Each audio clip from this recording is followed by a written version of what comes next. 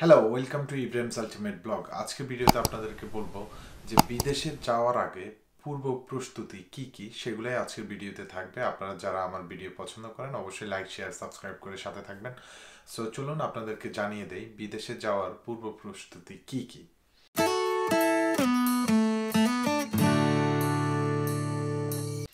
First of all আপনাকে যেটা decide করতে হবে সেটা হলো আপনি বিদেশে কোন উদ্দেশ্যে যাবেন। আপনার উদ্দেশ্যটা কি? কেউ পড়াশোনা করার জন্য, কেউ সেটেল হওয়ার জন্য, কেউ টাকা পয়সায় রোজগার করার জন্য। সো আপনার প্রস্তুতিটা আপনি ওইভাবেই নেবেন আপনার কোন উদ্দেশ্যে আপনি কোন দেশে যেতে চাচ্ছেন।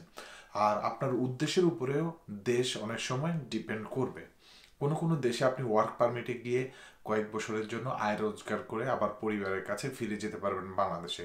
কোনো কোনো দেশে আপনি স্টুডেন্ট ভিসায় গিয়ে পড়াশোনা করে উচ্চশিক্ষা নিয়ে বাংলাদেশে এসে বা বিশ্বের অন্যান্য দেশেও চাকরিতে নিয়োজিত হতে পারবেন।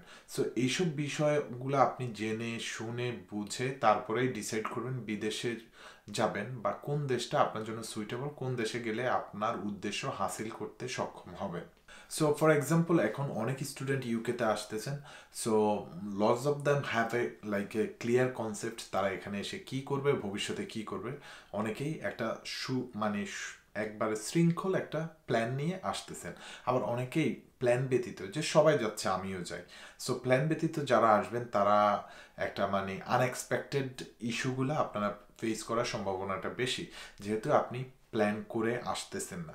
সো আপনি আসার আগে পড়াশোনা করার ক্ষেত্রে আসেন বা এখানে জবের ক্ষেত্রে আসেন, আপনারা একটা ক্লিয়ার কনসেপ্ট নিয়ে আসবেন।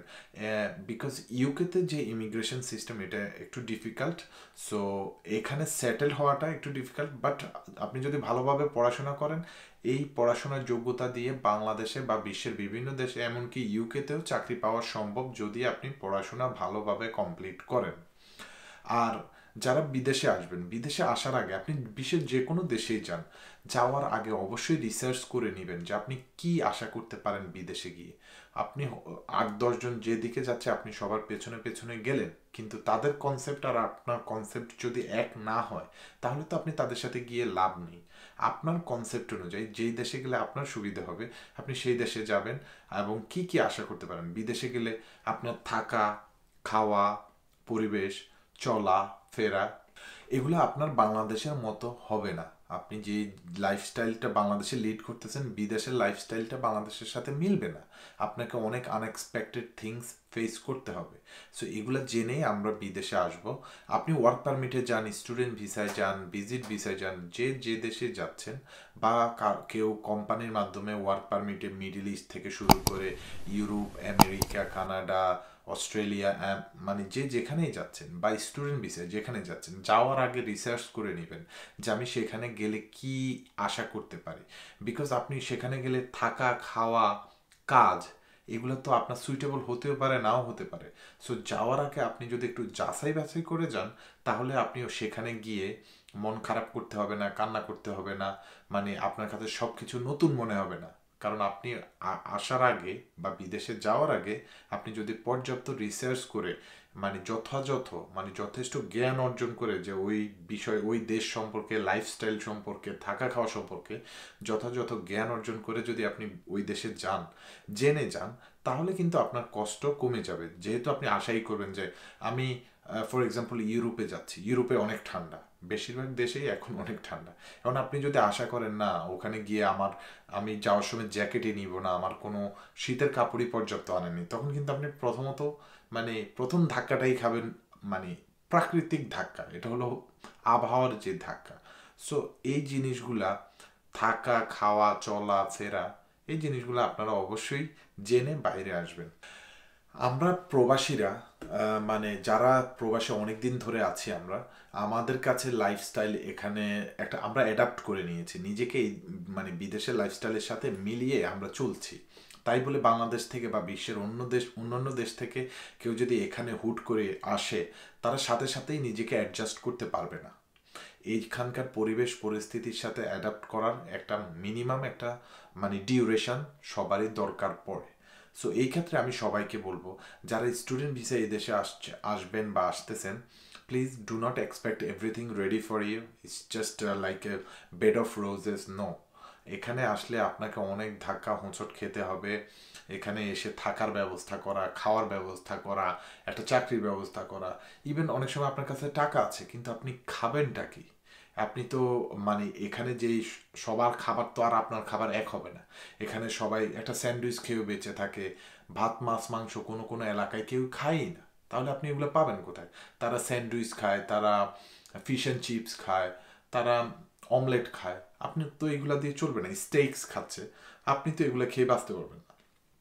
সো আপনি যেই সিটিতে যাচ্ছেন, যেই দেশে যাচ্ছেন, সেখানকার লাইফস্টাইল, থাকা খাওয়া, পড়াশোনা মানে সব কিছু আপনাকে দেখতে হবে। আর যারা আমরা মানে ধর্মপ্রাণ ভাইয়েরা, যারা আমরা ধর্মকে অবলম্বন করি এবং মেনে চলি, আমাদেরকে এটাও খেয়াল রাখতে হবে যে সেখানে আমার ধর্ম পালনের কতটুকু সুযোগ সুবিধা আছে। আপনি যেই ধর্মই অবলম্বন করেন না কেন, আমার ওটারও সুযোগ সুবিধা আছে কি না।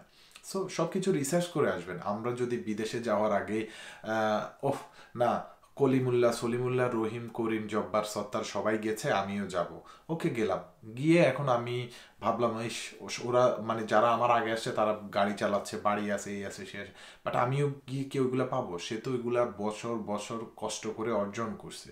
সো আপনাকেও বিদেশ আসলে সেই মানে স্টেপ বাই স্টেপ আপনাকে সব মানে বাধা উপেক্ষা করে সামনে এগুতে পারলেই আপনি সাকসেসফুল হবেন, এবং সাকসেসফুল হতে পারলে আপনি স্টেডি লাইফ লিড করতে পারবেন বিদেশের মাটিতে। সো এইসব ক্ষেত্রে আমরা বাংলাদেশ থেকে অনেকেই হুজুগে বিদেশ আসার চেষ্টা করি বা স্বপ্ন দেখি। স্বপ্ন দেখার আগে বাস্তবতার সাথে নিজেকে একটু অ্যাডজাস্ট করার চেষ্টা করুন। সেটা হলো যে আমি কোন দেশে যাচ্ছি, কোন উদ্দেশ্যে যাচ্ছি, সেখানকার মানে আমার উদ্দেশ্যটা হাসিল করার মতো অপরচুনিটি, সুযোগ সুবিধা সেখানে আছে কি না সেটা দেখে নেওয়া উচিত। আপনি কোম্পানির ভিসায় যদি ইউরোপেও আসেন বা মিডল ইস্টেও যান, আপনি অবশ্যই ওই কোম্পানিকে ভালোভাবে যাচাই বাছাই করতে পারবেন যে এই নামে কি কোম্পানি আছে কিনা, এরা কি সত্যি ওয়ার্ক পারমিট দেয় কিনা। মানে কোনো দালালের খপ্পরে পড়ে বিদেশে চলে যাওয়ার জন্য টাকা দিয়ে দিলেন, পরে সে যেন তেন করে আপনাকে যে কোনো দেশে নিয়ে গেল, কিন্তু আপনি ওখানে গিয়ে কোনো কোম্পানিও পেলেন না, কাজও পেলেন না, বা এমন একটা কোম্পানি পেলেন যে তার চাকরির সাথে বেতনের কোনো মিল নেই, থাকার সাথে খাওয়ার কোনো মিল নেই। এই ধরনের লাইফস্টাইল হলে বিদেশ বাড়িতে অনেক কঠিন হতে পারে আমাদের জন্য লাইফটা। সো এই জন্য যারা বিদেশে আসবেন, আসার আগে আমাদের বাংলায় একটা কথা আছে, এটা অনেক প্রচলিত একটা কথা, ভাবিয়া করিও কাজ, করিয়া ভাবিও না। সো আপনারা যারা ভাবিয়া বিদেশ আসবেন, মানে বিদেশ আসার পরে ভাবলে কষ্ট ছাড়া আর কিছুই না। আসার আগেই ভেবে আসবেন যে আপনি কি এক্সপেক্ট করতে পারেন এখানে। ওয়েদার ওয়াইজ ঠান্ডা গরম থাকতে পারে বিদেশের মাটিতে, খাওয়ার জন্য হয়তো বা ভাত মাছ নাও থাকতে পারে। মানে আপনি যেখানে যাচ্ছেন, যেই কোম্পানিতে আপনি যেই কাজের কথা বলে যাচ্ছেন, এটা কতটা জিনুইন, আপনার যোগ্যতার সাথে ওই কাজের মিল আছে কিনা, সব কিছু দেখে আপনি যদি জিনুইন পেপার ওয়ার্কস নিয়ে বিদেশে বাড়িতে আসেন, মানে জিনুইন কনসেপ্ট নিয়ে, তাহলে কিন্তু স্ট্রাগল করার কথা না। আপনাকে বিদেশে এসে এক্সপেক্ট করতে হবে যে আপনি অনেক হার্ডওয়ার্ক করতে হবে। এখানে জীবনকে এস্টাবলিশ করতে হলে অনেক কঠিনতম পর্যায়ে নিজেকে দাঁড় করাতে হয়, এবং সেগুলোকে অতিক্রম করে বা ওভারকাম করেই আপনাকে সাকসেসফুল হতে হবে। এই জিনিসগুলাই আমি আপনাদেরকে বলবো, বিদেশে আসার আগে প্লিজ ভেবে জেনে রিসার্চ করে মানে শিখে জেনে আসবেন যে আমি কোথায় যাচ্ছি, কি জন্য যাচ্ছি, আমার উদ্দেশ্য কি, ও সেখানে হাসিল করার সম্ভাবনা আছে কিনা, এবং আমি পারবো কিনা। সো সব কিছু একটু দেখে শুনে আসবেন। হেলথের একটা বিষয় আছে, আমরা যারা বিদেশে আসছি, আপনার হেলথ কন্ডিশন কি, আপনার কি সেখানে গেলে ডাক্তারের অ্যাটেনশন প্রয়োজন হবে কিনা, ওই সুযোগ সুবিধাটা ওখানে আছে কিনা। সব দেশের আইন সমান না। কি অনেক দেশেই আমার মানে বাংলাদেশের ভাইয়েরা বোনেরা অনেক দেশে যান, তারা বিদেশে গেলে যদি কোনো অসুস্থ হন, তারা বিদেশের বাড়িতে চিকিৎসা করানোর মতো তাদের কোনো ক্ষমতা থাকে না। তারা শুধু চিকিৎসা করানোর জন্য বাংলাদেশে ফিরে যান এবং চিকিৎসা করিয়ে আবার বিদেশ যান। সো আপনারা সব কিছু একটু ভেবে চিনতে ডিসিশন নেবেন যারা বিদেশ যাচ্ছেন। আমি রিসেন্ট বেশ কিছু স্টুডেন্ট ইউকেতে আসছেন যারা কোনো অ্যাকোমেন্ডেশনই পাচ্ছেন না, যারা হোটেলে থাকতেছেন, ভেরি এক্সপেন্সিভ। এই দেশে হোটেলে থাকেন বা বিএনবি মানে বেড অ্যান্ড ব্রেকফাস্ট যে যারা নিচ্ছেন বা থাকছেন, ভেরি এক্সপেন্সিভ। সো আপনি যেই কলেজে যাবেন, যে ইউনিভার্সিটি থেকে আপনি অফার লেটার নিচ্ছেন, ট্রাই করবেন ওখানে যাওয়ার আগেই আপনি যেন একটা অ্যাকোমেন্ডেশন আপনার জন্য রেডি করতে পারেন, একটা থাকার জায়গা হলে। আর মানে তাহলে কি হয়, আপনি এখানে এসে হোটেলে বা বিএনবিতে থাকতে হবে না, এখানে এসে কান্নাকাটি করে রাস্তায় রাস্তায় ঘুরতে হবে না। এমন দুই একটা মানে বিচ্ছিন্ন ঘটনা শুনতে পেয়েছি আমি। সো প্লিজ আপনারা আসার আগে একটু জেনে শুনে যাচাই বাছাই করে আসবেন। আমি আমার পক্ষে যদি সম্ভব হতো আমি সবাইকে সাহায্য করতাম যারা পোস্টমাতের দিকে আসছেন, বিদেশ আসতেছেন, বাট আনফর্চুনেটলি এখানে বাসা পাওয়া, জব পাওয়া এখন অনেক টাফ, বিকজ প্রচুর স্টুডেন্ট, ইন্টারন্যাশনাল স্টুডেন্ট ইউকেতে আসছে বা পোস্টমাত নিতে আসছে। So better job, better reference এগুলো পাওয়াটা একটু ভেরি ডিফিকাল্ট হয়ে গেছে এখন, স্পেশালি বাসা বাসা পাওয়া তো খুবই খুবই দুষ্কর ব্যাপার। সো আমি নিজের একজন মানুষকে খুব সাহায্য করার চেষ্টা করতেছি, আমি সেটাও পারতেছি না, মানে এখনো আমি কোনো পার্মানেন্ট বাসা তাদের জন্য পাইনি। সো আমার জন্য দোয়া করবেন যেন তাদের জন্য বাসাটা পেয়ে যায়। আর আমার ভিডিও নিচে কমেন্ট করে জানাবেন আপনারা যদি বিদেশে যারা আসতে চাচ্ছেন, শুধু ইউকে না, যে কোনো দেশে যেতে চাচ্ছেন, কী ধরনের প্রিপারেশন আপনাদের দরকার বা কি জানতে চাচ্ছেন কোথায়, আপনারা আমার ভিডিও নিচে কমেন্ট করে জানাবেন, আমি ট্রাই করবো আপনাদের কমেন্টের আনসার করার জন্য। সো আমার ভিডিও ভালো লাগলে অবশ্যই সাবস্ক্রাইব করে সাথে থাকবেন, থামস আপ দিবেন। তাহলে আজকের মতো বিদায় নিচ্ছি। আমি Ibrahim Khalil from Ibrahim's ultimate blog. I will see on my next one.